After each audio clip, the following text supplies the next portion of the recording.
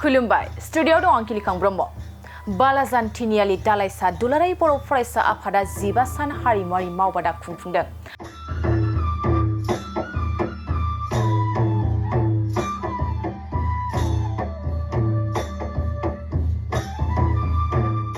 क'क्राझार जिल्लानि सिङाव थानाय बालाजान तिनियालि दालाइसा दुलाराय बर' फरायसा आफादा थांनाय 7 जुलाइनिफ्राय जागायजेननानै फैगौ 22 जुलाइ खालारसिम गासै 15 सान हारिमुआरि मावबादा खुंफुंनायाव बर' हारिमुनि एंगारहायै बाहागो दोरोङारि मोसानाय, बागुरुम्बा, मोसाग्लांनाय, दावस्रि देलाय मोसानाय लोगोसे खाम दामनाय आयदाफोरनि सायाव जर'खायै फोरोंथाय होनाय जागोन। मख'जाथावदि 15 साननि थाखाय खुंफुंजानाय बे हारिमुआरि मावबादायाव गाहाय फोरोंगिरि महरै दुलाराय बर' हारिमु आफादनि लोगो आफादगिरि चक्रधर नार्जारि, लोगो फोरोंगिरि महरै सा दख'रा दुलाराय बर' फरायसा आफादनि हारिमु नेहाथारि दशमिका नार्जारि आरो हारिमु आफादनि सासे लेङाइ फोरोंगिरि प्रिया ब्रह्म बिथांमोना बे मावबादायाव बाहागो लाफैना सोलोंसाफोरखौ फोरोंथाय होगासिनो दं। आङो बालाजान तिनियालि दालाइसा दुलाराय बर' फरायसा आफादनि जानानै खौरां बुथुमगिरि नोंथांमोनखौ बरायनानै लाग्रोबाय। जोंनि जे गोलाव समनिफ्राय जोंनि ओनसोलावहाय माखासे हारिमुआरि बिथिङाव गैया जालांनायखौ नोजोर होनानै दिनै थांनाय 7 जुलाइ रबिबार खालि जोङो गिबिथारै जोङो बे हारिमु मावदाखौ 15 साननि थाखाय बेखेवजेननानै लानाय जादों। दा बेवहाय जोङो जोंनि ओनसोलनि साफ्रोमबो रायजो राजानि जे मोनसे गोमालांनायखौ जोङो बिथांमोननो दिन्थिलांनो थाखाय आरो जोंनि ओनसोलाव मोनसे हारिमुआरि खौ गोजोर खालामनानै लाखिनो थाखाय नैबे 15 साननि हारिमु मावबादाखौ बेखेवनाय जादों। दा बेवहाय जोङो जोंनि जे गाहाय फोरोंगिरि महरै जोङो मोननो हादों दुलाराय बर' हारिमु आफादनि मानगोनां लोगो आफादगिरि चक्रधर नार्जारि सारखौ जोङो गाहाय फोरोंगिरि हिसाबै मोननो हादों आरो बेवहाय जोंनिनो लोगो जे फोरोंगिरि हिसाबै जोंनि सा क'क्राझार दख'रा दुलाराय बर' फरायसा आफादनिनो हारिमु नेहाथारि दशमिका नार्जारि आरो सासे हारिमु आफादनिनो सासे जुनियर इन्सट्राक्टर जायखौ जों प्रिया ब्रह्म जोङो बिथाङा बिसमुरिनि जोङो बेखौबो मोननो हादों। जों बिसोर गासैखौबो लानानैहाय जोंनि हारिमुखौ जोंनि ओनसोलावहाय जों माबोरैहाय जोङो गालांनो हायो जोङो बेखौ नोजोर होनानै बे हाबाफारिखौ लानाय जादों। मानो होनोब्ला जोङो गोलाव सम जे जोंनि गोमालांनाय बा जोंनि ओनसोलाव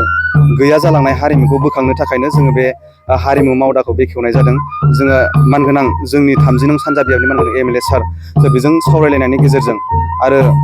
सारनि जे बिथोन बादियै जोंनि बालाजान तिनियालि दालाइसा आफादनि बानजायनायाव नैबे जिहेतु 15 साननि जे हारिमु मावबादा बेखेवनाय जोङो बेखौ लानाय जादों। दा जोङो दिनैजों सानबा जाबाय बे हारिमु मावदाखौ बेखेवनाया आरो बेनिफ्राय जोङो जोबनाया जोङो 22 जुलाइ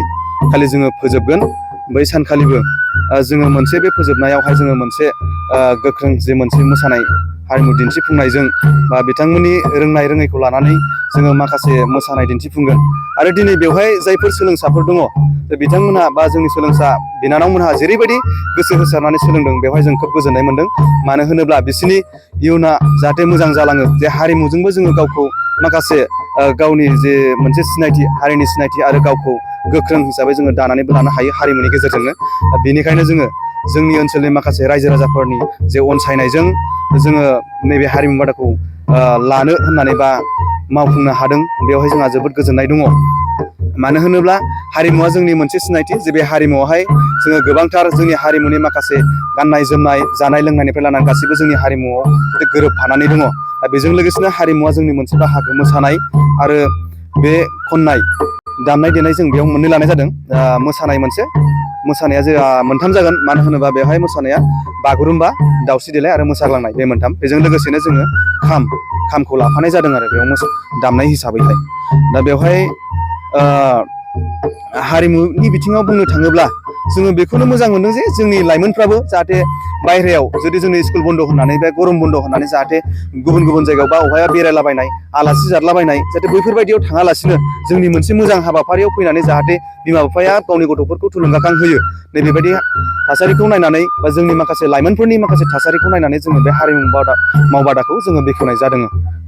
साबेसेसो बाहागो लादों? बेवहाय हारिमुआव जेरै मोसाखावरिफोरा बा बिनानावमोनहा गासै दाख्लै जागायजेननायनिफ्राय दिनैसिमहालागै सा 63 62नि बारा दङ दिनैहाय दा बेवहाय जोङो जोबजासिमाव जोङो बांसिनै जे मोननो हागोन जों बेखौ आसा खालामदों माखासे फैबाय थाबावगोन गोदानबो दङ हौवासाफोरनिफ्राय बाहागो लाया हौवासाफोरनिफ्राय मोसानायाव सासेल' गथ' बाहागो लादों जायखौ जोङो नामखौ आं बावबाय बियो सासे फंबाया बाहागो लादों ओमफ्राय बेनिफ्राय नैबे खाम दामनायावहाय जोङो बेखौबो लादोंमोन नाथाय जोंनि सोलोंसाफोरा माने खाम दामनायाव जोङो बाहागो लाफैथ'वाखै जों बेखौ नुनो मोनदों आरो दा हयथ' जोंनि दालाइसा आफादनिनो बिबानगिरि बिथांमोनहा बेवहाय माने बाहागो लादों आरो खाम दामनायावहाय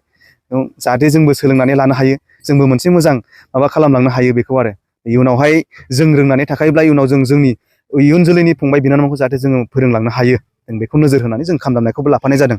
बेवहाय आसा खालामदों जोंनि बे ओनसोलनि रायजो राजाफ्रा आरो नैबे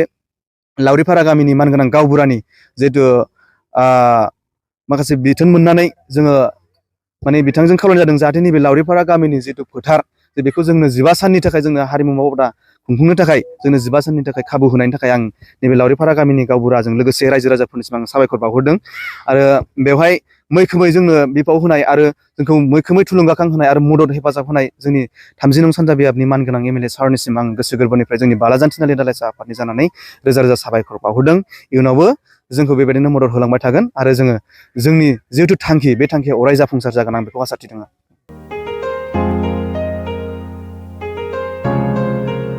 मोनसे फोसावथाय नोंथांमोननि थाखाय मोनसे गोजोनथाव खौरां लानानै फैदों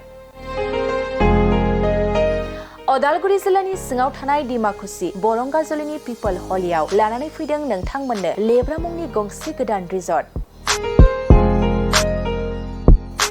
नोंथांमोना बे लेब्रा मुंनि गंसे गोदान रिजर्टखौ तामुलपुर रडनिफ्राय फैब्ला सुख्लाय ब्रिजनि आगदा आरो अदालगुरि रडनिफ्राय फैब्ला सुख्लाय ब्रिजनि सिगाङाव आगसिथिंजाय मोननो हागोन